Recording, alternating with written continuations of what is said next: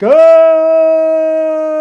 afternoon, everyone. 4 o'clock straight up on a Monday edition of On Cue, coming at you live inside the friendly confines of the SR 1029 FM The Game Remote Studios. As always, I'm your host, Rich Quinones. 2 hours to play with. As always, get social with us. You can check us out on Kicks, Rumble, also on our multiple YouTube channels, X as well, LinkedIn, and we've got a couple platforms we will announce later on. Get social with me. Very easy to do. Add Rich Q on QNX and IG. TikTok Rich Q on the mic.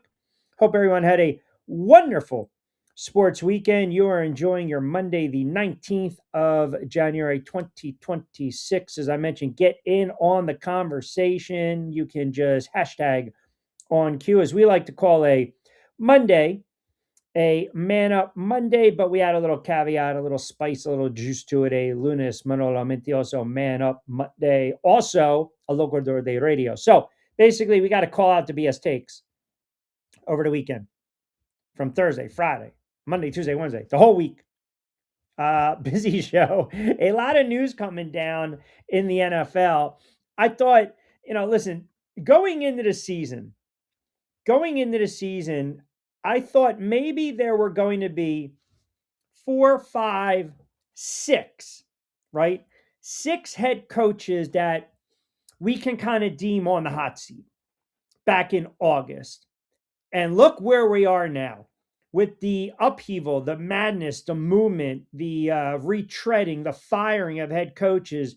And it comes down today, several hours ago, that longtime Bills head coach Sean McDermott has been fired. Now, instant reaction to this, obviously, there is a lot to dissect. And you can sit there and say, well, is it because of the gut, wrenching loss to the Denver Broncos, AFC divisional playoffs? They lose in overtime 33-30. Oh, by the way, Broncos lose Bo Nix.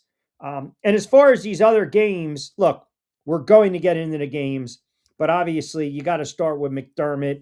The 49ers, which is absolutely class, Seattle.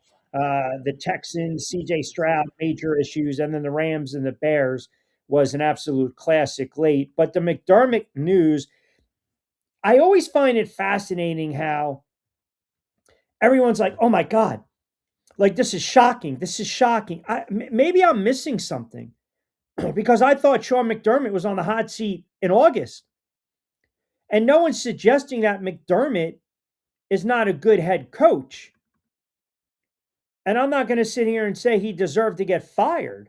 Look, that game the other day against Denver, if you look at that roster that's been constructed by the Buffalo Bills, that's not a McDermott roster. He is the head coach.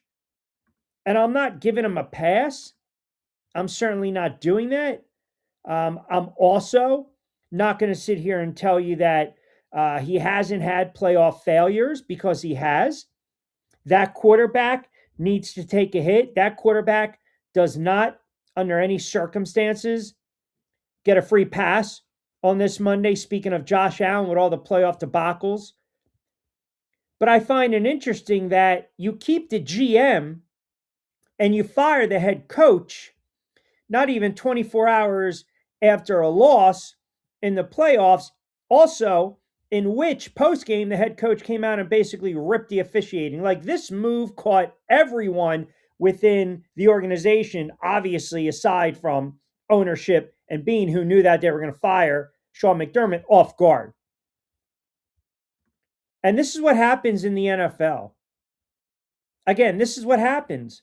Like, we sit here and we pretend as though these moves, these firings, I can't believe it. Now, you want to talk about the timing? You can talk about the timing. Is it, kind of bizarre timing that McDermott gets fired? Did the brass understand the backlash that they were going to receive by firing Sean McDermott? The players getting upset over this, the fans getting upset over this. Look, McDermott was a great hire when he took over for Buffalo in 2017. And there are just some times where you do your best and your best isn't good enough and you need a new voice. You need someone else to take you over the hump. But I'll say this again, McDermott's not the one that constructed this roster. He's not. And the GM to keep his job, it's to me, it's I believe this is basically scapegoat. Look, you're talking about 8 playoff appearances, 5 AFC East titles. You break the drought. You win over 100 games. You have wonderful moments. You bring back credibility to the Buffalo Bills, Bills Mafia. He's a good guy. He is a good man, Sean McDermott is. But Sean McDermott didn't blow it with his inability to friggin' draft. Like Brandon Beane needs to take a hit today, but yet he's left standing. McDermott didn't mismanage the cap, but yet the GM is still here. And I'm not giving the quarterback a pass. And the other thing is, this GM looks like a friggin' jackass clown because when you question him, he acts like a petulant child. So sometimes you are allowed to say, well, wait a second. Who are you going to bring in that's going to be better in this case than Sean McDermott? So I'm just absolutely shocked that the GM stays, and I'm also shocked at the timing of this move, but I'm not surprised it happened because I felt if they lost again early in the playoffs, this is the dangerous, the dangerous situation in football, right? I mean, this is, again, you're thinking about what we did for you in the past, but what we believe you're going to do or not going to do in the future. And they believe right now a new message, a new voice has to be heard. Now, as far as the quarterback, McDermott getting fired, and you talk about the roster, the construction of their lack thereof of the roster, and the fact that, again, that the roster assembled by a petulant child who, let's get rid of the head coach and we're going to actually applaud you and we're going to help you out. We're going to promote you. It's even worse. But we can't sugarcoat the play of the quarterback. We can't gloss over the play of Josh Allen. Josh Allen is a great quarterback. Josh Allen, when he has to, he will go in the phone booth and he'll turn around and put the cape on and he's Superman. Josh Allen at times was brilliant the other day, but overall, Josh Allen did not have an MVP type of performance. And the problem was, after a while, because of the GM's lack of ability, who, oh, by the way, just got promoted, as I just mentioned, to draft, because he hasn't given Josh Allen any weapons. He didn't do anything at the trade deadline. So what do? We're firing the head coach. We're going to promote you to president. And they didn't surround Allen, who had way too much on his shoulders. You and I both know it. We all know it, but that does not give Josh Allen a pass. It doesn't. Because he did not play particularly well. He turns the ball over. He's got a little loose change when it comes to his handling of the football. Sometimes the decision-making is piss poor. Great quarterback. Didn't play well. Sure, late in the game, you're making a couple throws here and there. You're trying to will him to come back, but he's got to take a hit. He has to. Any other quarterback that takes a couple bad sacks, that has a couple bad picks, and turns the ball over several times and fumbles it a couple times and loses it a couple times and accounts for 4 turnovers, has to take a hit. Has to take a hit. And I think Josh Allen is a great quarterback. But you cannot objectively sit here and tell me that, well, hold on a second, Q. He didn't. Yeah, I get it. He doesn't have a ton of weapons around him. But in a game in which they were hanging around and scored 13 in the fourth quarter, they had their running back go over 100 yards. He accounts for 67. They ran for $187. They were right in the game. You still got to make the throws late. You have to. You got to make the throws late. And I think everyone said to themselves, hold on a second. Here you go. He's going to figure out a way to make the plays. Now, look, he didn't play. It wasn't as bad as, CJ Stroud yesterday, where, I mean, how can you be, you got to be non-committal if you're the Texans, which we'll get into that in a moment. But Allen did not play well. So again, man, he's gotta take a hit. And I think the fact that McDermott, the playoff failures, this nucleus, the way this franchise is constructed, they had their opportunity. They've gone to the playoffs 7 times with Allen. And now, because of Saturday's divisional round loss, it marked the 7th time they failed to reach the Super Bowl. And I think all we talked about, and again, let's be fair and honest here, all we talked about over the last several weeks, the AFC, there was no Patrick Mahomes waiting for him, no Joe Burrow, no Lamar Jackson. And it's not like the path was clean for the Bills, right? They didn't win the AFC East, so we know winning 3 games on the road was going to be hard, but you still have the best quarterback alive in the playoffs, or arguably one of the best quarterbacks. No disrespect to Matthew Stafford. So their long shot could have been a short shot, and things kind of broke even. But they didn't get it done, and he didn't get it done. He didn't get it done. And when you had the lead for most of the fourth quarter against Denver, and you had the ball in overtime with a shot to win it, you got to close the deal. You have to. Josh Allen played great at times Saturday, but he also made horrible mistakes. 4 turnovers. They were huge. And he couldn't lead a scoring drive in overtime. That would have sent the Bills to the AFC Championship game. Great quarterback, but he's not averse to criticism. He's just not. But the games this weekend were just, aside from the Seattle and the 49ers game, they were great games. And now you have another head coaching vacancy, another vacancy. And that's a good job. Now, I know right away everyone's going to sit there and say, oh, guys like Stefanski and Harbaugh, if they would have waited. No. Harbaugh, the interesting thing with Harbaugh is the fact that his agent was still talking to the Titans on Saturday, and the Giants made that great full court press.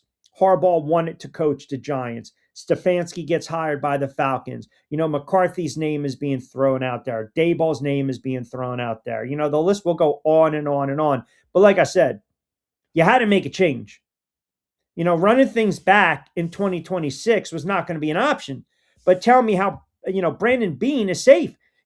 Sean McDermott didn't build that defense in that wide receiver room. The window for the Buffalo Bills has shut. It is done. It's closed. It's shut. Good night. Now, as far as the games as a whole, the Denver and Bills game was a fascinating game. It was a wonderful game. I feel so bad for the Denver Broncos.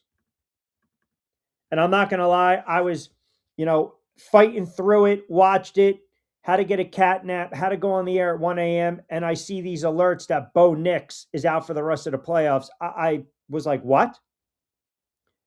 So you had the 49ers in Seattle. That game was over with the opening kickoff. I mean, look, the 49ers, they've just been snake bitten with injuries, no doubt.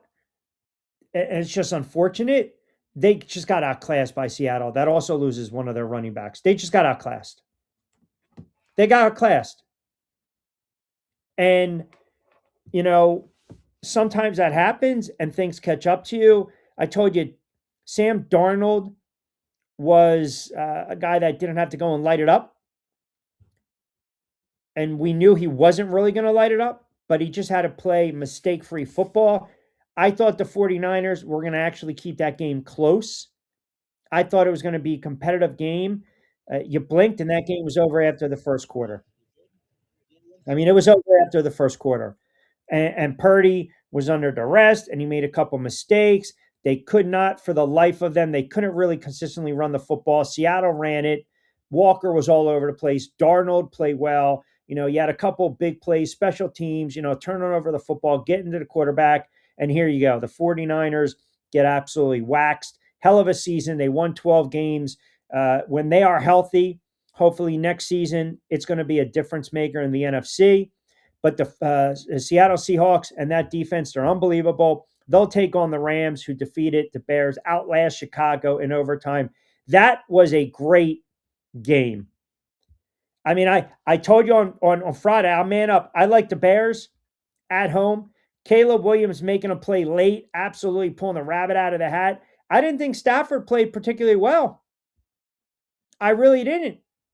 And we can talk about the conditions all we want. I told you, I thought the Bears had to run the football. They ran it for $160. They ran it for $160. And did anyone else notice too? Two different games, same type of play. You know, McDermott going after the officials, which I get it. I understand exactly why Sean McDermott was livid and pissed off. You know, some of these calls that you're seeing by the officiating crews in these games are just, I just don't know. What are they doing? What are they seeing? So obviously, again, you've got a head coach that maybe just knew he was on the hot seat following the loss. Is that possible? He decided, you know what, man, if I'm going to get fired, at least I'm going out the way I want to go out. And he doubled down. He doubled down on that controversial INT call. And look, you can sit there and say it cost Buffalo the game, but they had opportunities to win the game, and they couldn't close the deal late defensively. And it was a heartbreaking loss.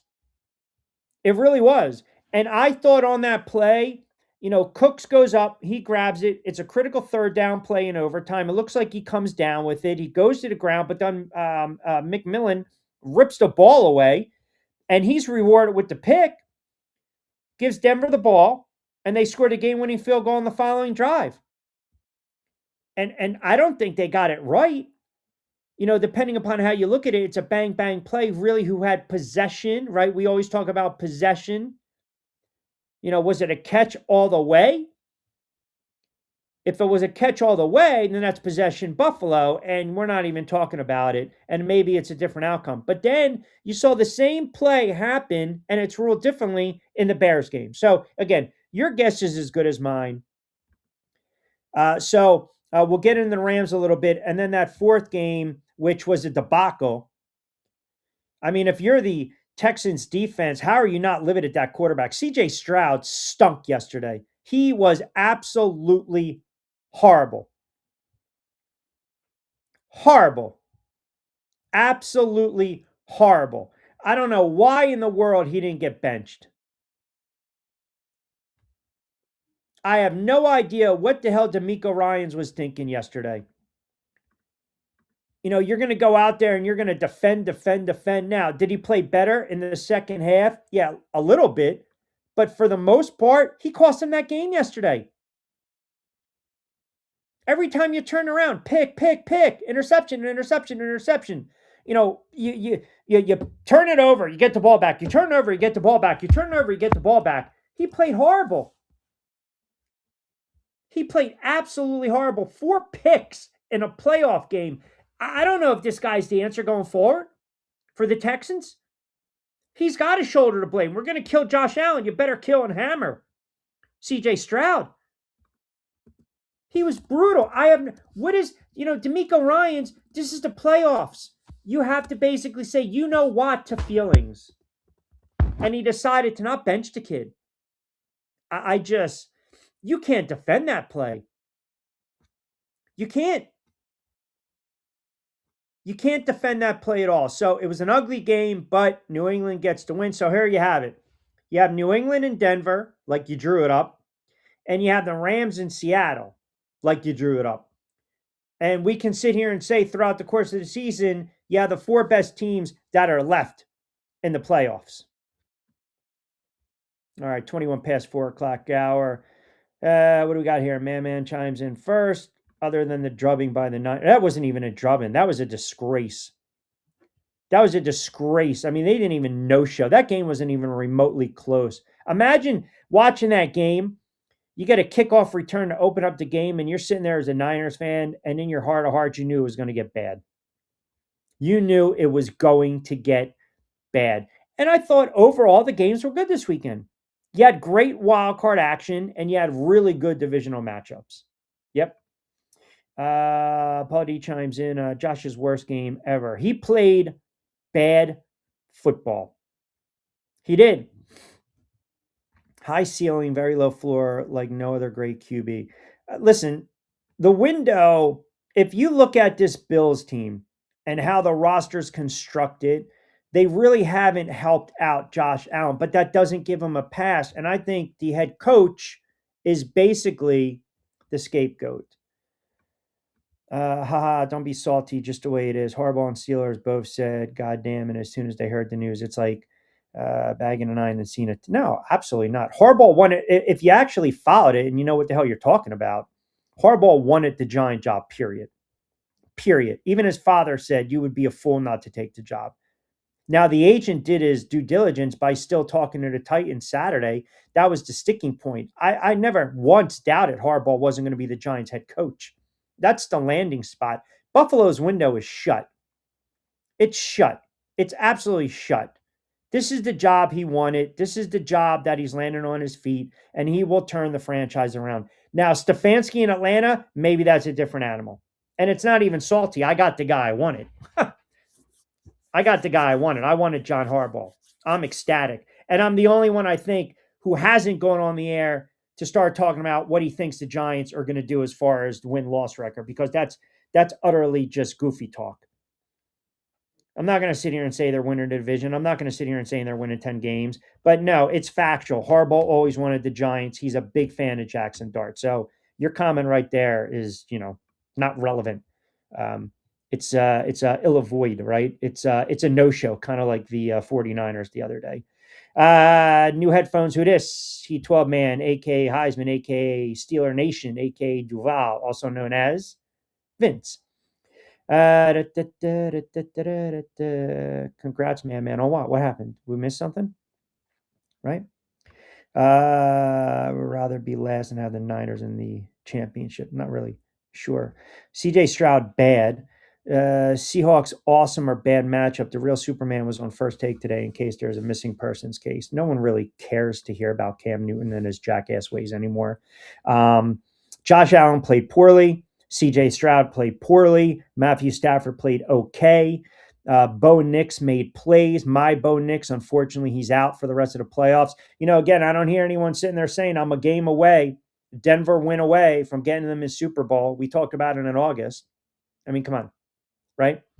Let's just be honest right here with this nonsense. CJ Stroud stunk. He's bad. He's not a good quarterback. And DeMeco Ryans talking about taking all these field goals and points. DeMeco Ryans did not coach particularly well. I mean, we saw that over the weekend. Shanahan did not coach particularly well. DeMeco Ryans did not coach particularly well. McVay did not coach particularly well. He didn't. DeMeco Ryans should not get a free pass here. He shouldn't. He shouldn't. I mean, his late game decisions, are you kidding me? Was the moment too big? Houston punted twice in the fourth quarter. They were trailing 28-16, which basically held up the final score. Now, is it because your quarterback was stinking up the joint that you decide to go conservative? And the Texans gave the ball back to the Patriots less than 5 minutes remaining in regulation. So again, you got 4th and 6, your own 27 early in the fourth. And DeMeco Ryans is justifying, when your defense is playing lights out, mind you, justifying that decision. Now, the first punt, understandable. Because C.J. Stroud already threw 4 picks, back-to-back-to-back possessions. But again, the Texans' defense was lights out. They were lights out. They forced 3 turnovers. And you had 2 more Drake May fumbles that the Patriots were able to recover. So, if the Texans fail to convert that 4th down, then you can just sit there and say, well, the likelihood if you're going the numbers game, what's the most feasible outcome, right? You're averaging just right around 3.3 yards per play. Then the Patriots get the ball in scoring position with a chance to ice the game. They didn't add points on their next drive. They burned 7 minutes off the clock. That's on the head coach. You want to sit there and say he was backed in the corner and he had to have those two bad or decided to make those two bad choices?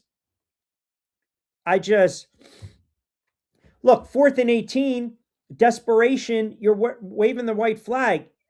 Yesterday, I mean, it's a different circumstance because it's late in the game with Caleb Williams dancing around, throwing up a prayer, but the Texans didn't get the ball back until after the 2-minute warning. They weren't making a comeback. So the quarterback played poorly. The head coach was in over his head, but we saw that this weekend. We didn't see, if you really break it down, out of all the games this weekend, Darnold played right? Purdy played poorly. Stafford, Josh Allen, Nick's gutty. CJ Stroud, horrible, right? Drake May, We didn't really see great quarterback play. We saw great moments here and there. The Caleb Williams play, I mean, look, let's just be honest. I mean, that kid basically scrambling around for his life and just threw up a prayer. And it was a great play. It was a great play late. And the Bears, unfortunately, they couldn't close the deal in overtime. Great season by the Bears, but they got a franchise quarterback. I can't say the same thing about the Houston Texans. I really can't. I really can't. Mel chimes in. Q, I'll give you this. You're right on McVay. I thought he coached a poor game. I'm not sure what the hell was going on with Stafford. I'm a little concerned with that offensive line. They're going to have their hands full against Seattle. They're going to have their hands full. Stafford got sacked 4 times yesterday. Now, you want to talk about the weather, this, that, the other thing? I mean, look, last year he played really well in the snow against the Eagles. He didn't play particularly well yesterday. He didn't. And I don't know why you having him drop back to pass 42 times. McVay knows better. They were averaging 3.8 yards a carry. You got to still figure out a way to run the football. Great season by Chicago. Very good season with all those injuries by the 49ers.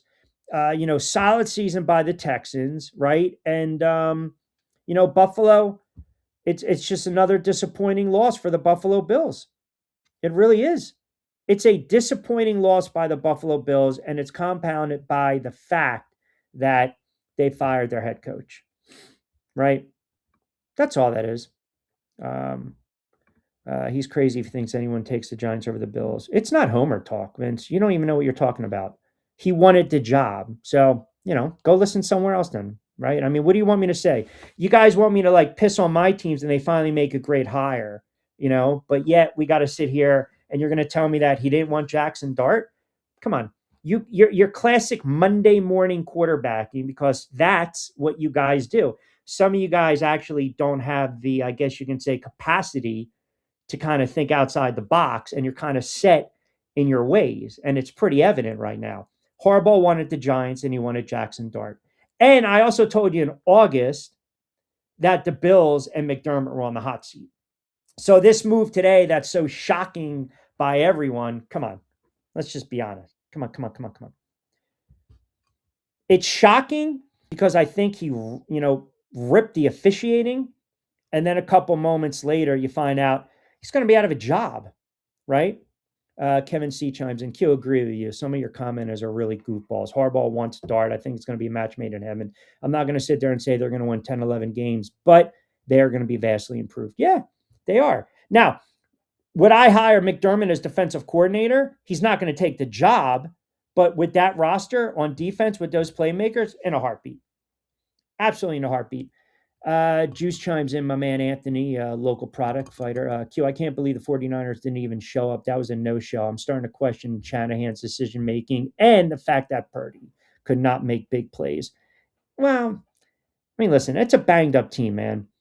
Robert's a big fan. Anthony's a big 49ers fan. My man Curtis is a big 49ers fan. I think they overachieved, to be quite honest with you.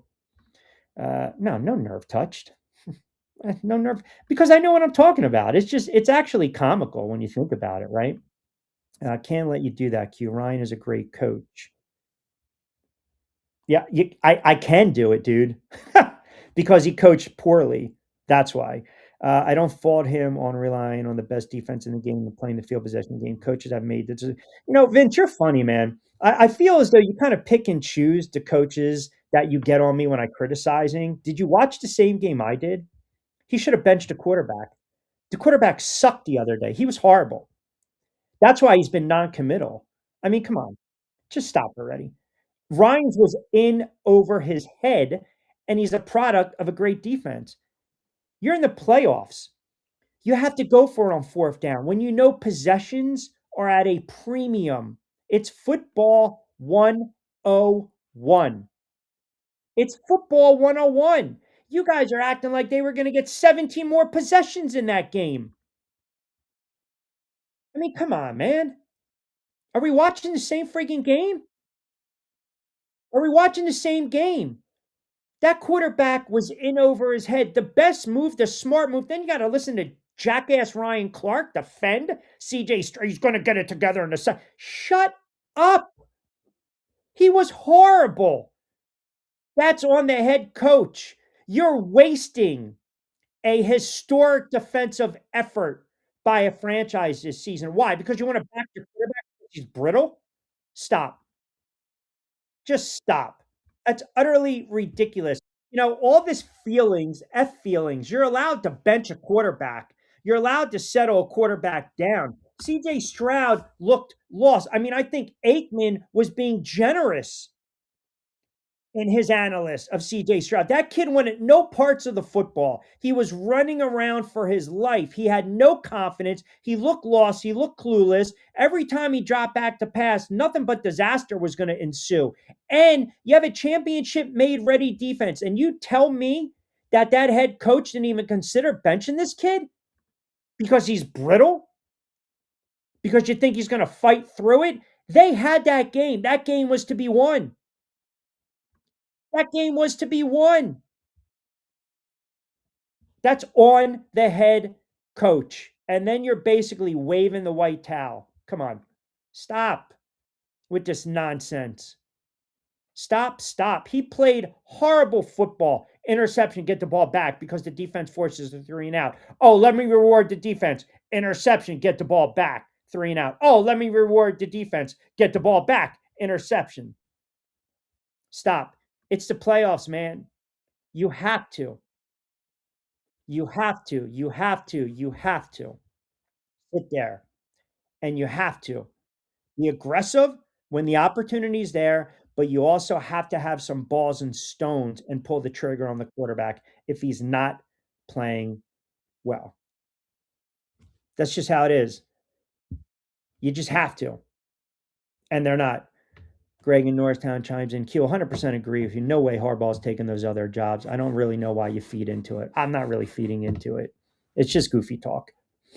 Because I think what happens is you're seeing a guy that wanted certain demands, and that's what Harbaugh wanted, and I can appreciate that. And, I found this out too. We're going to punch up Lloyd in a minute. Baltimore, the way they have that power structure, you want a head coach that's just dealing with ownership.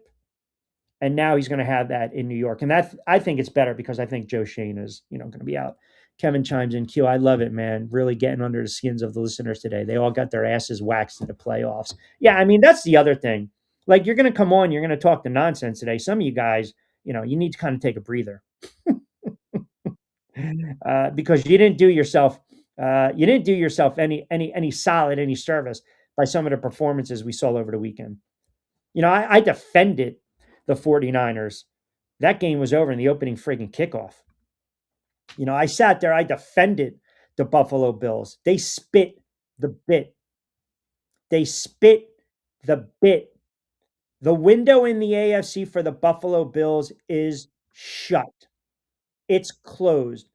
It's closed. Now, you want to talk knee-jerk reaction? Firing the head coach, knee-jerk reaction? Well, I'll bring in Lloyd Vance, our good friend from Lloyd Vance's Insider Football, who, oh, by the way, when I said in August he's on the hot seat along with my other head coaches, that notion was poo-pooed. Now I will ask you, was it a knee-jerk reaction by the Buffalo Bills to fire Sean McDermott? No, Q, I don't think it was. 9 seasons, that's not knee-jerk. They had given him several chances and they had coming up short. And the road was paved this time. Let's face it, no Mahomes, no Joe Burrow. And that's who they had always come up short against. We're not in this playoff tournament. And that game was there to be had, and there were several key plays. Obviously, we'll probably get into the refs and all that factored in there. But the biggest thing was before halftime, you got 16 seconds on the clock or so. Why is it? Why are they even trying to move the football down the field? And then Josh Allen inexplicably fumbles that football, and that 3-point field goal loomed large in That's a this great game. point you brought up, Lloyd. Yeah, and not to cut you off, I Yep. failed to even bring that up. That's an excellent point because only the worst thing happened in that situation is disaster. Like that flipped the script. You just gave Denver three easy points, momentum going into the locker room. But Josh Allen, even though that's on Brady, then that's on the offensive play caller to go out there for a couple more seconds. Now the head coach, you might sit there and say he's got to override him in that capacity, but I'm not shocked he got fired if they got outed. I, you know, the quarterback and the head coach go hand in hand. Josh Allen made certain plays and throws that he typically makes, and we're in awe on him and, the real legit Superman. But yet, for the most part, he didn't play very well. You can't account for 4 turnovers and get a free pass today. And then when they fire the head coach, they promote the GM to basically president. A GM that really hasn't done the quarterback any good service because he hasn't surrounded him by great players. But still, when we laud Josh Allen for doing it without playmakers, then you have to leave. He's open to criticism. So I think it's a monumental, colossal defeat. I think it's a franchise backbreaking defeat because it cost the head coach's job. And now you've got a franchise quarterback that we're still questioning. Okay, MVP, trending towards a Hall of Fame career, but when is he going to get to a Super Bowl? And you just take a step back, and I think this was a knee jerk reaction. And I'm wondering if also you believe because he ripped the officials, do you think that played into it, or you just think it's ran its course overall? No, I think Terry and Kim Pagulio, the owners there, definitely saw what Sean McDermott did, and I heard that he contacted the media on off of the team For playing, the Q, full report, yes. and ripped the officials. Basically saying that was a catch. I don't know what they were looking at. Obviously, that's not going to endear them to the ownership group or the NFL as a whole. He's going to be fined. And I just thought they probably want to bring in an offensive minded head coach to work with Josh Allen. Josh Allen is their guy, Q. He's the face of the franchise. They're moving into a brand new stadium. They're probably going to give him a big extension coming up, and it just did not work at a certain point with Sean McDermott. So it was surprising, though, as you were saying, Brandon Beane was brought in basically by Sean McDermott from the Carolina Panthers, and he stays. He gets the promotion, as you said, and he has not done a great job in terms of building this roster. A lot of holes in terms of that defense, and then his draft picks have been kind of spotty. So it's going to be interesting to see how this situation plays out. You feel bad for McDermott, but in the end, it's a type of loss where somebody has to answer for it, and Yeah. he's the guy.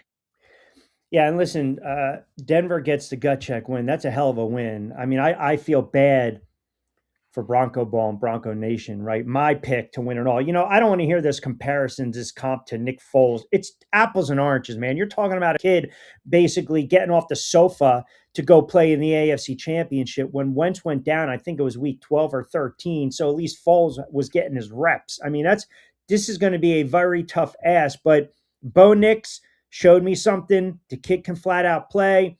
That was a ridiculous throw late.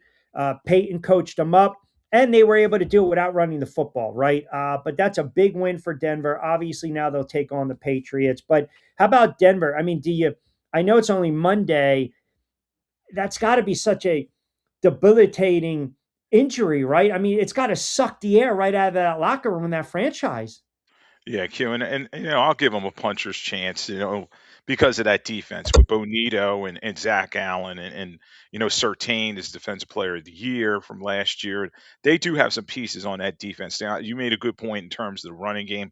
RJ Harvey has got to find some kind of running game. I don't know if they're going to be able to get J.K. Dobbins back from that foot injury they've been pointing to this round. Maybe he can get out there. But Bo Nix was their leading rusher, 12 rushes for 29 yards. And that just shows you okay, they weren't running the ball effectively, and it is tough that he's going to be out and not play in this game because of that broken bone in his ankle. But Stidham, he's been in this system a long time. Q. A lot of people are going to say he's been around, knows what he's doing.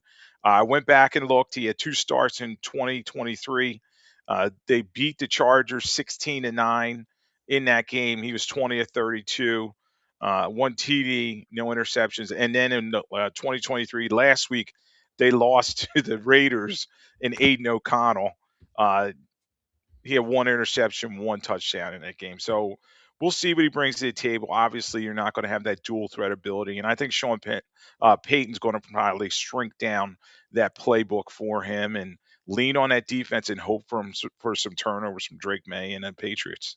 Let's stick with the AFC. I talked about it. Like, every time a quarterback has a bad outing or a young quarterback, I don't want to hear the crap. He needs a change of scenery. Just stop with the nonsense. CJ Stroud was bad. He was just horrible yesterday. And I think Troy Aikman was kind of being nice. But I also want to get on the head coach for being conservative late in the game where you understand possessions are at a premium, right? You want to stretch the game out. And I felt New England kept them in that game. But every time you turn around, this quarterback looked absolutely lost. And I don't want to pile up and hammer on the kid, but you just got to call it for what it is. And I think now you watch a game like that, you think the Texans might be thinking, well, hold on, we don't want to start talking about contract extension just yet. Yeah, well, they have his 5th-year option coming up, so that'll allow them a little bit more time, Q. But definitely, and I heard what you were saying before I came on. That was a situation where maybe they should have pulled him. He was not seeing the field well. 4 interceptions in this game. He only completed 20 of 47 passes. Kind of frazzled in the pocket. He was getting hit, seeing ghosts, and I know that he didn't have his Nico Collins out there, and then he lost Schultz to that cap injury, but he just was not playing good football. And in today's NFL, it's crazy because coaches don't want to seem to show up their quarterback. It's not like the old days. I was trying to think of situations. We always remember Don Strock coming in for Don Shula when David Woodley was kind of struggling, and he would make some big plays for the Dolphins. But too often these coaches, they stick to with their quarterback to their detriment. Well, Woodley was a young quarterback at the time and took him to the, they went to the Super Bowl with Woodley when they played then Redskins when they played Washington, right? Right. Full Walker had that kickoff to start the second half. So Woodley was a rookie or a second year kid. Stroud's, he's had a cup of coffee in the NFL. He's been around the block, right? They've had playoff success. I'm just saying when you have a defense that's playing lights out like the Texans were playing. I mean, think about it. If you go and you rewatch this game and you go and look at possession by possession by possession, okay? It's a 21-10 lead at the half, and that's because the quarterback is playing poorly. He's playing poorly, but you're still in the game and you're hanging around. That second quarter was horrible. They score, they take the lead, they force a punt, then he has a pick, then he has another pick, then they force another punt, then they punt, then New England scores a touchdown, then he throws another pick. I mean, then you get the ball back late, right? And then you got an opportunity to do something with it, and then you punt. Now, obviously, Drake May with the pick late in the half was a Hail Mary, but still, you were in that game. That was the moment to bench him coming out of the locker room. And, I understand your whole, you want to fight through it. You want to set the tone with the quarterback and show that you have confidence. There is no tomorrow. You lose that game, your season ends. So you worry about getting the win. You worry about the feelings later on. And I just thought the ball was dropped right there. But now here we have it, right? You got New England, you got Denver, a lot of time to talk about it. Then the NFC side of the ball, you called it. I thought the 49ers were going to be competitive. Obviously, that game was pretty much over after the first quarter. But Seattle gets the win. It's a lopsided win. It was 41-6. They lose Charbonnet. They lose a running back. But you didn't need Sam Darnold to go out and go crazy in that game. And we'll get to the Rams and the Bears. But overall, what was your takeaway from that Seattle and that 49ers game?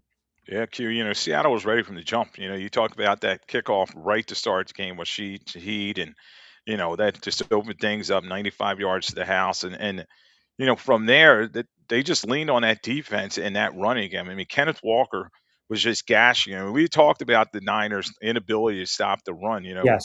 Going back, I think it was week 18. These two teams had played where they ran all over them, and Walker had 19 rushes, 116, 3 TDs. He also had 3 catches, 29. So he was pretty dynamic in his game. As you said, Charbonnet was out there, and then he got hurt. And JSN kind of was the afterthought. He caught that TD pass, but and their defense is just attacking. I mean, Purdy was under pressure and duress the whole game.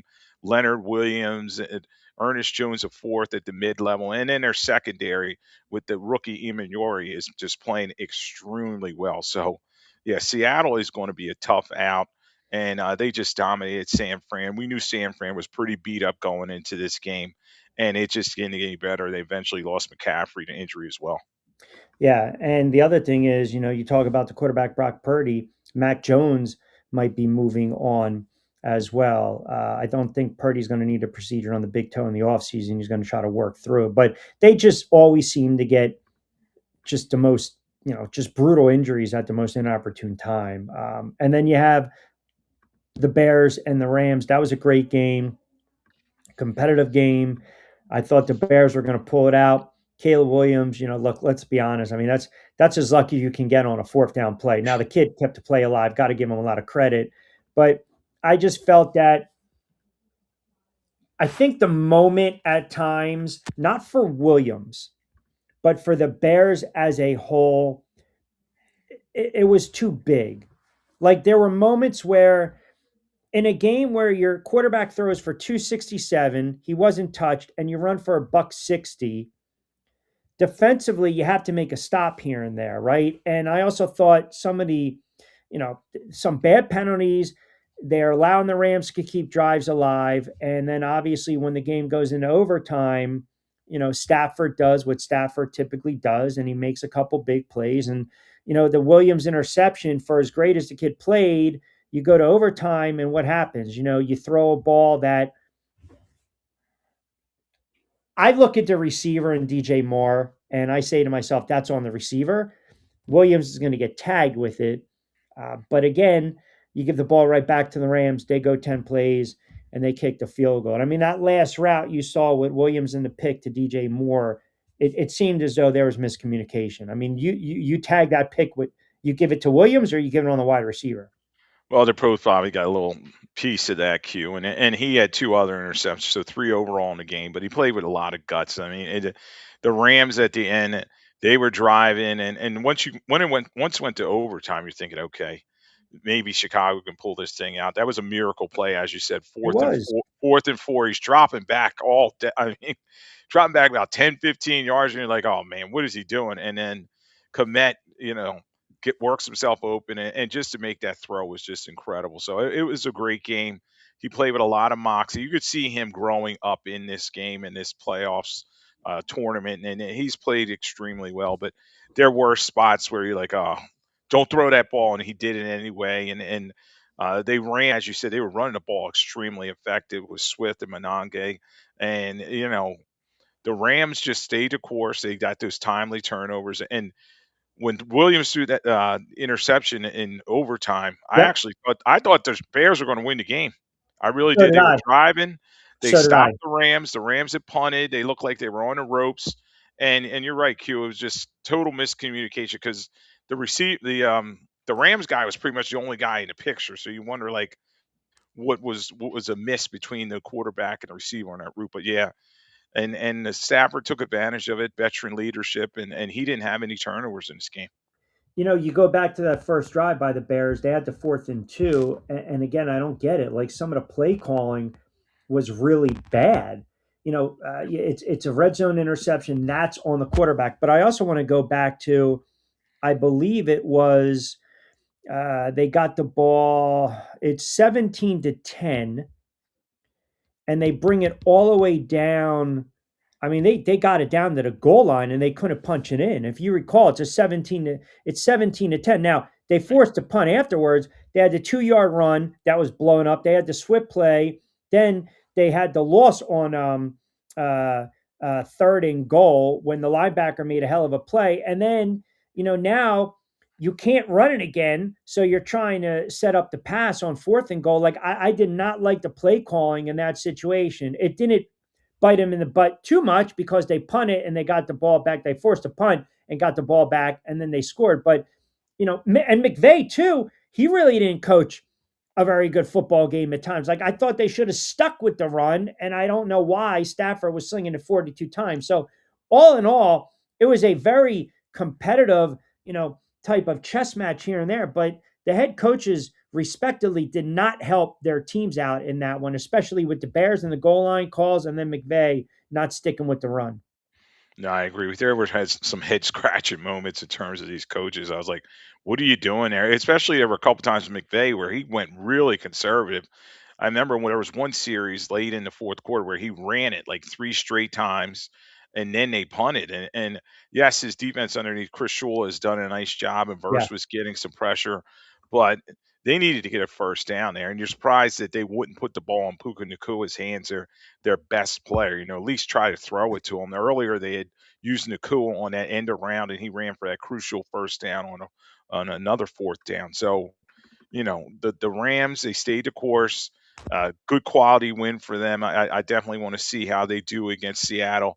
Obviously, it's going to be a rubber match between these two teams. They played earlier in the season, and each team won a game. So it's going to be interesting to see how this one plays out as we kind of preview it. It was a Week 11 Rams over Seattle, 21-19. And don't forget, Darnold threw four picks in that game. Yeah. And then in week 16, it was Seattle's turn. Obviously, everybody remembers the 2-point conversion to win it in overtime. So I'm expecting good quality game between these two, and it was a gut check for the Rams in Chicago because let's not the weather factored into a lot of these games. Q it was bad weather out there. Stafford, indoor quarterback, and at his age, you wondered if he could get it done. And he was making some good throws. I'm sure he wants his completion percentage to be higher, but he made the throws that counted, particularly to Devontae Adams in overtime. Yeah, I'm not sure how in the Bills Denver game it's a pick, but in the Bears Rams game it's a reception. Like, again, the play calling, or I should say the officiating, was not really good across the board. I think sometimes there's a lot of flags. I think sometimes these games are set up where there's way too much passing, and that's why we get a lot of these flags. I do want to ask you though, now with some of the movement, you've got some head coaching spots and some head coaching vacancies. McDermott now all of a sudden is, Stefanski takes a job in Atlanta. Um, Harbaugh obviously lands with the Giants. The dynamic that I'm reading, I thought Colin did an unbelievable job in the Athletic talking about the structure. The Giants have done X, Y, and Z for 100 years, and now they got to kind of flip the script because Harbaugh doesn't want to answer to a GM. Correct. Harbaugh in Baltimore always answered to the ownership group. So now he'll answer to Mara with the Giants. And I think that's a way to kind of phase out Joe Shane just in case. Now he's going to say all the right things. He's going to be submissive, and here we go. But now you've got McDermott out there. Stefanski's in Atlanta. Tomlin, we believe, is probably going to just relax for about a year or so. Gannon's still out there. McCarthy's out there. Insert head coach here and there. Dable's out there. Maybe he's going to get an OC job. Who the hell knows? Does McDermott's revered around the NFL. So if you look at some of these potential landing spots right now, do you see him getting a call just like Harbaugh was getting feelers 24 hours, or 24 minutes after he got fired by the Baltimore Ravens? Sure, no doubt, Q. I think with his success in terms of Buffalo, and don't forget what a great job he did with Carolina as their defense coordinator, leading them to a Super Bowl. So very well known around the National Football League. If he wants to jump back into the fray, uh, he will definitely get some calls, whether it's the Cardinals, the Titans, the Browns. I don't think he'd want to step into that Raider situation, but somebody's going to give him a call. And then in terms of How about Baltimore? Baltimore, could be a mix because they need to fix that defense. Now, I don't know what I don't know how much ties he has to DaCosta and Bisciotti, the owner there. So they'd have to bring him in and see if they could work with him. But that would be interesting to see if he would get that call from them. But very well respected around the NFL in terms of his leadership and then as a defensive coordinator. Yeah, and like I said, I think some people are getting it twisted because at times they want to hear what they want to hear. Like it's Monday morning quarterbacking. I I know I'm pretty good authority. Harbaugh is very happy with his decision to go to the Giants. So you can't Uh, Monday morning quarterback and sit there and say because McDermott's fired, Harbaugh and Stefanski are sitting there kicking themselves. That's just foolish. It is yeah, Monday morning quarterbacking, and it's y- kind of like knee jerk in that regard. But I'll say this: a guy like McDermott, we're kind of going to see what Josh Allen. You know, the Raiders are going to draft Mendoza. It's a done deal, right? We know that, unless they just decide we don't want a quarterback, we'll get a bridge and we'll trade off and we want 5 first round picks, whatever. They're not that dumb. I would not discount the Raiders and McDermott. Uh, I don't see Pittsburgh as a fit because they don't have a quarterback. I can see Baltimore as a fit because they've got a quarterback. he's a defensive guy though, Q. I know he's a defensive So guy, I could see the but Rooney's they, like you need a quarterback, and they for a have fact. admired him for a long time. I I, know that for sure, and he's a defensive mind. Now he would have to change his scheme to fit. They've always been I, three I get four, it. and it's different. So But you yeah, need a quarterback first and foremost. He's not going like McDermott's not looking at a job. Any head coach, where if they're sold, is not looking somewhere without a quarterback first and foremost. yeah, he'd have to build it just like he did with the Bills. When he went there, it was what Tyrod Taylor, 2017. Nathan Peterman. I mean, Yeah, they really didn't have a quarterback, and he led them to the playoffs then with Tyrod Taylor. So Taylor. it's like, all right, so I think he'll get his chances. Now the interesting is I'm hearing the Bills may be interested in bringing Dayball back as possibly I their head coach. yeah, I They, don't see that. I don't see that happening. I know how tight he. I'll give you a dark horse name right now. Davis Webb. He's tight with Josh Allen. They're best friends. yeah, well, and it's going to be somebody that has ties with him because obviously they've hitched their wagon to him in term and it's almost like with the Ravens team type of thing. They decided that Lamar Jackson is the future and they're going to bring somebody in there to work with their Yeah, star quarterback rather than it's crazy. These head coaches forever we followed the league and they had the panache, they had the hammer, Belichick and all these guys, Reed, they had to say so where they were and now you're starting to see, maybe the star quarterbacks because they're paying them $15 million. They want somebody that's going to work with these guys. So Allen's the face of his team. Very bad loss for them, and they're going to have to pick up the pieces. And it's going. I think this coaching carousel queue is going to move a lot quicker because as we're moving closer to the Senior Bowl, which is in a couple weeks, so you have to. you're going to see these guys start filling these roles. And Stefanski, that was a good find. Going down there Atlanta, he'll probably get to pick his general manager because Fontenot's not there. Right, And right. then as you said, Harbaugh and you and I talked about that the other day. I said Harbaugh takes a job, they make him the highest paid coach and that means he's going to get to buy the groceries and cook the And meal. that's what he So wanted. That listen, that's what he wanted. And the fact that the agent was kind of talking to the Titans Saturday, this is where I give the Giants credit. And from what I'm hearing, from a couple guys I know that cover the Ravens, they said he's be careful what you wish for in this regard in a good way. The right, Giants have never seen a head coach like this, right? This is a franchise altering move. Coughlin, great hire, won 2 Super Bowls, but you are giving power in 100 plus years. They've never done this. So when I say be careful what you wish for, it's in a good way. Now it's level up, right? Now everyone's going to be held accountable. And that's kind of like, um, kind of where we're at with that. All right. Quickly, I know you'll be on tonight, correct? yes, 8 p.m. on SR 1029 The Game and the Coast Sports Digital Network, Lloyd Vance Insider Football. Kevin and I will go over all the games. We'll start previewing the upcoming conference championships, and then we'll also start talking about some of these openings. So a lot to talk about. And then lastly, who do you like tonight? National championship game.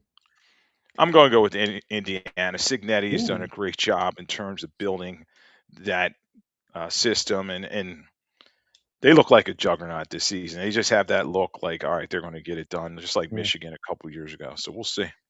All right, it should be a good one. All right, brother, stay warm, and we'll check you out 8 o'clock, 8 to 9 tonight. Lloyd Vance's Insider Football.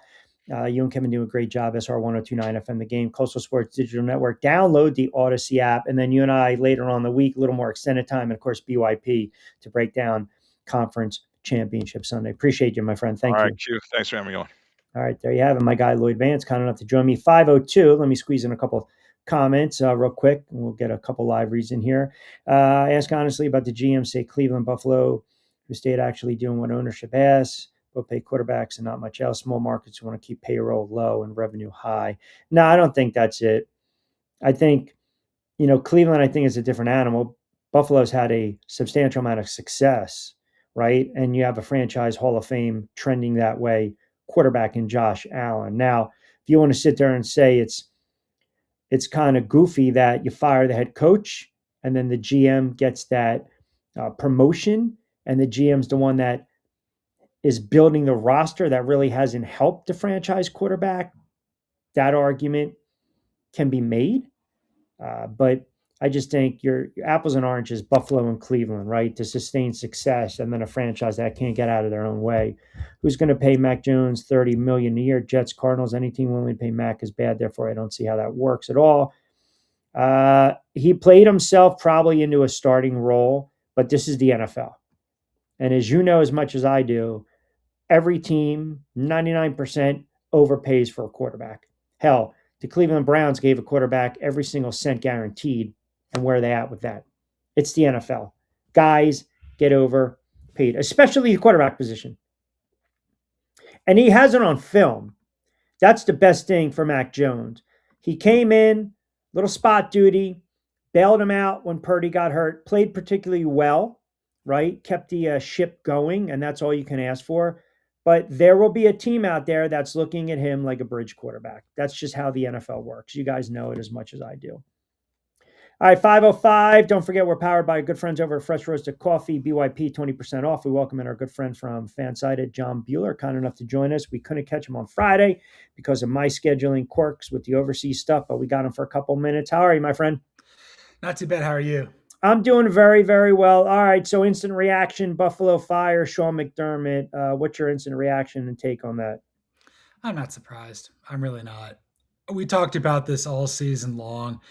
Between Baltimore and Buffalo, whoever did not win a Super Bowl this year, that was kind of the end of the line for their respective cores. We saw Baltimore not make the playoffs. They move on from John Harbaugh. Now he's your New York Giants head coach. And we saw the Bills not win in Denver, despite, a playoff field where there's no Joe Burrow, there's no Lamar Jackson, there's no Patrick Mahomes. And I understand that Terry Pagula is probably a bit reactionary here, but he's got to feel empowered some way. He owns the worst NHL team, and his alma mater, Penn State, was not good this year. So it is a bit of a tough blow there for Sean McDermott. He'll bounce back. I'm a little dubious on if he gets a head coaching hire right away, but if he wants a job right away, I'd probably go see if you want to go work for Andy Reid in some capacity in Kansas City. Why are you a little skeptical he would get a head coaching job right away? I kind of feel like you had it made there with Josh Allen. You'd been here in the playoffs so many times, and the evidence is out there. He shrinks in these big moments. That's fair. That's fair.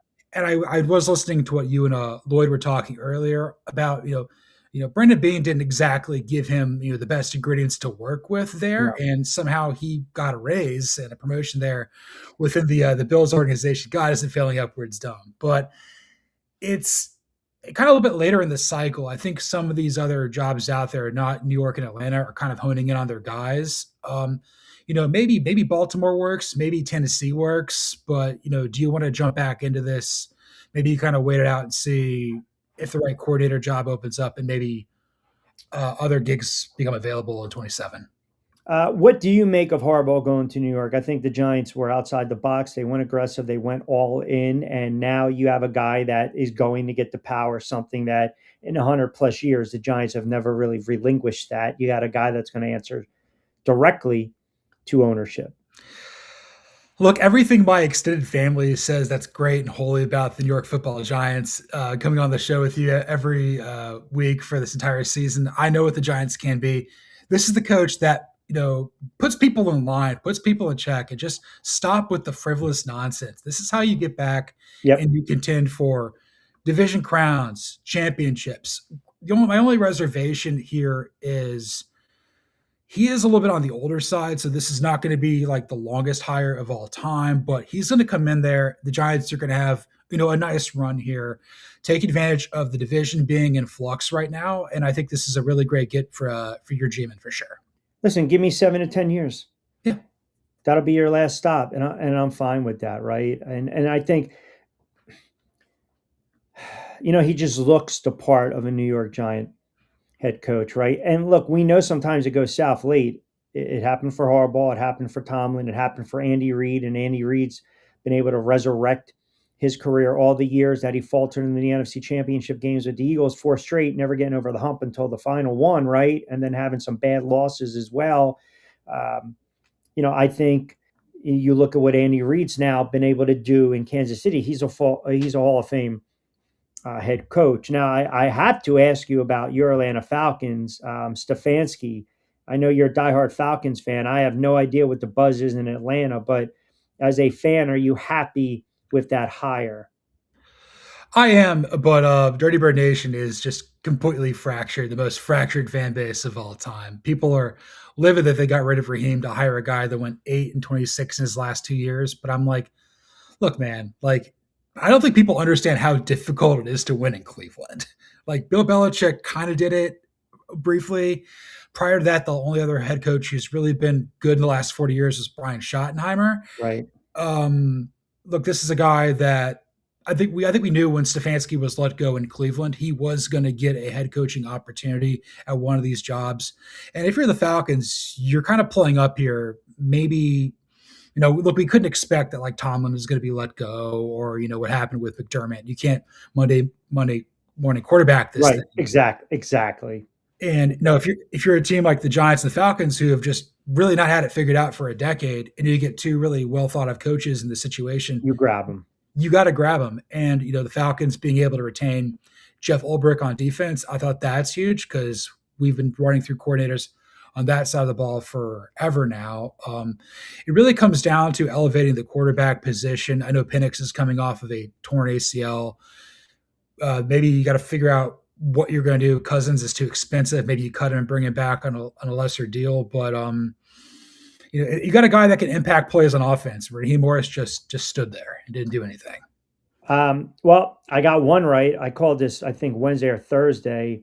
It does look like the Dolphins are hiring Packers defensive coordinator Jeff Hafley as their head coach. This is per ESPN. Completed his second interview with the team today and will be their next head coach. So now you got a defensive-minded guy in Miami, right in South Beach, AFC East. Still got to figure out what the hell you're going to do with that quarterback. That's an albatross. But I thought he was a name to watch. I didn't think he was going to go and try to get another defensive coordinator gig because he kind of flourished this season with Green Bay. I think that's a good hire by the Miami Dolphins.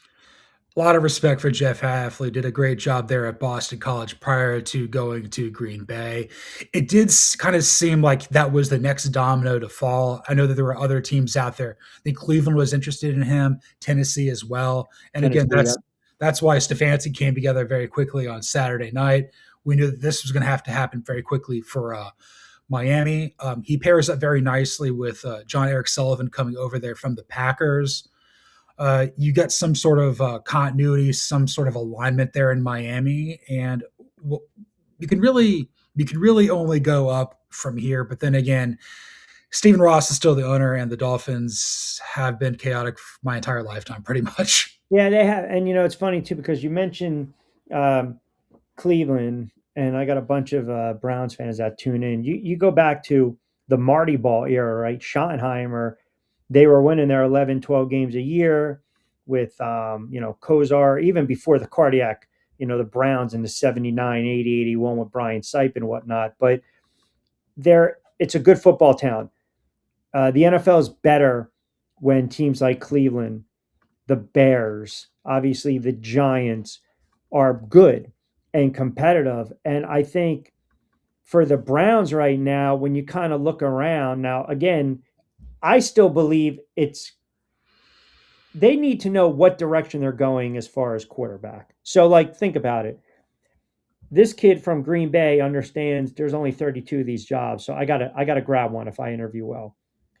Now you're sitting there, if you're Cleveland, okay, former head coach goes to Atlanta, Tomlin's probably gonna retire, Harbaugh's gone. You got Dayball out there, you got McCarthy out there, you got Gannon out there. I'm trying to think of, I'm trying to kind of fill the void left with some of these vacancies. I mean, if you're a head coaching candidate and you interview for Cleveland, what's the first question you're asking the Browns brass? What are we? What are we trying to do? What's Andrew Berry's role in this entire thing? Can we get rid of Deshaun Watson yesterday? You basically try to figure out, just have some sort of plan that is like a one sentence thing, no clause, just give it to me straight. What are we working with?